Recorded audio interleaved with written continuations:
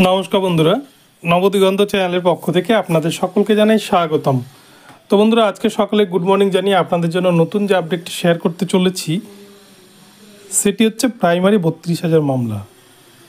Primary 32,000 মামলা আজকেও কিন্তু দুপুর 2টোর সময় ফিক্সড ম্যাটার হিসেবে উঠতে চলেছে কলকাতা হাইকোর্টে বিচারপতি তপব্রত চক্রবর্তী স্যারের বেঞ্চে। তো আজকে কি নতুন আপডেট এই মামলায় উঠে আসছে, চলুন আমরা বিস্তারিত এই সম্পর্কে জেনে নিই।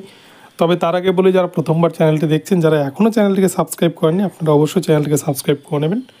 তো চলুন আমরা মূল পর্বে ফিরে যাই, বিস্তারিত সম্পর্কে জেনে নিই।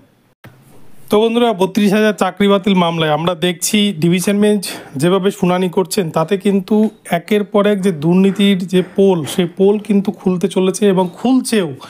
এবং বিচারপতি যেভাবে চেপে ধরছেন, যেখানে প্রাথমিক শিক্ষা পর্ষদের দেওয়া হলফনামাতেই কিন্তু রয়েছে উল্লেখ যে দুর্নীতি করেছে পর্ষদ, এবং এর এগেনস্টে কিন্তু মিস্টার মিত্র স্যার বর্ষিয়ান আইনজীবী তিনি কিন্তু পরিষ্কার জানিয়ে দিয়েছেন যাতে রিপ্যানেল হলে এই ধরনের বা এই বোর্ডকে যাতে ভবিষ্যতে দায়িত্ব দেওয়া না হয়, কেননা তারা একবার যেহেতু দুর্নীতি করেছে আবারও দুর্নীতি করবে।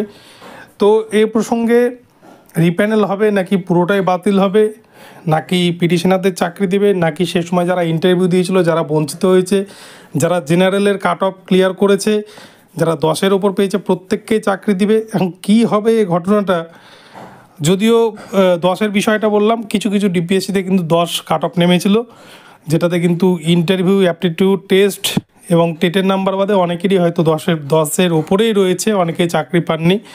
আবার অনেক ডিপিএসসিতে দেখা গেছে জেনারেলে কিন্তু কাট অফ 11 বা 12 গিয়েছে। তো যাই হোক, জেনারেল কাট অফ মোটামুটি সবারই কিন্তু ক্লিয়ার হবে। যারা ইন্টারভিউ দিয়েছিল হয়তো 5% বাদ গিয়ে বাকি 95%ই কিন্তু চাকরি পেতে পারে। তো কি নির্দেশ দেয় আজকে দেখা যাক। আজকেও কিন্তু ইন সার্ভিসদের পক্ষ থেকে লয়াররা কথা বলবেন, ইন সার্ভিস টিচারদের পক্ষ থেকে কি আজকে বক্তব্য রাখা হয় ঠিক দুপুর 2টোর সময়, সেটাই দেখার। তবে আজকে কিন্তু বঞ্চিত প্রার্থীদের পক্ষ থেকে বা রেসপন্ডেন্ট পক্ষ থেকে আজকে কিন্তু কোনো বক্তব্য রাখা হবে না। আজকে কিন্তু ইন সার্ভিস টিচারদের আইনজীবীরাই কথা বলবেন এবং কি টপিক তুলে ধরেন সেটাই কিন্তু দেখার।